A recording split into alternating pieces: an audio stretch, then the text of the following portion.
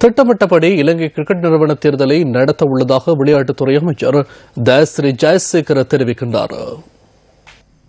இலங்கை cricket நிறுவன தேர்தல் நாளை மறுதினம் நடைபெறவுள்ளதுடன் அதனுடன் தொடர்புடைய பல விடயங்கள் கடந்த சில தினங்களாக வெளியாகின. வேட்புமனு நிராகரிக்கப்பட்ட தரப்பினர் தேர்தலில் போட்டியிட முடியும் என உயர்நீதிமன்றம் நேற்று அறிவித்தது.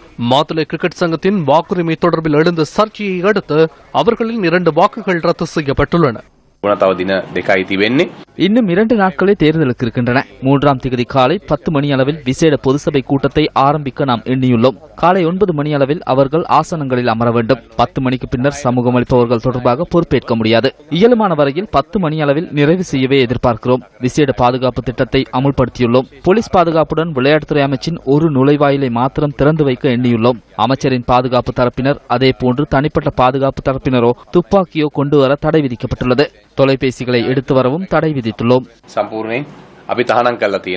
உயர்நீதிமன்றத்தின் தீர்மானத்தின் பிரகாரம் வேட்புமனு நிராகரிக்கப்பட்டவர்களால் போட்டியிட முடியுமா என்பதை ஞாயிறன்று கூடும் பொதுச்சபை கூட்டத்தின் இணக்கப்பாட்டுக்கு அமைவாக தீர்மானிக்கப்படும் என்றும் அமைச்சர் இதன்போது குறிப்பிட்டார். இதேவேளை வீரர்களை ஆட்ட நிர்ணயத்தில் ஈடுபட வைக்க முனைந்த சதிகாரர்கள் தொடர்பாக போலீஸ் நிதி மோசடி தடுப்பு பிரிவில் முறைப்பாடு செய்துள்ளதாகவும் அமைச்சர் தெரிவித்தார்.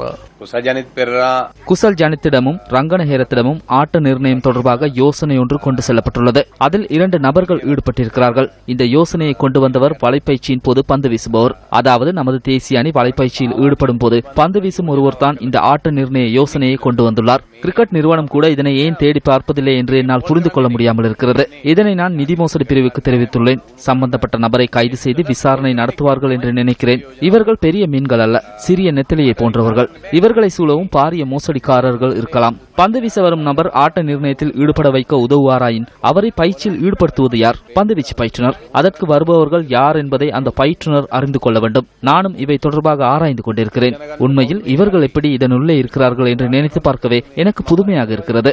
මේ අය කොහොමද මේක ඇතුලේ ඉන්නේ කියලා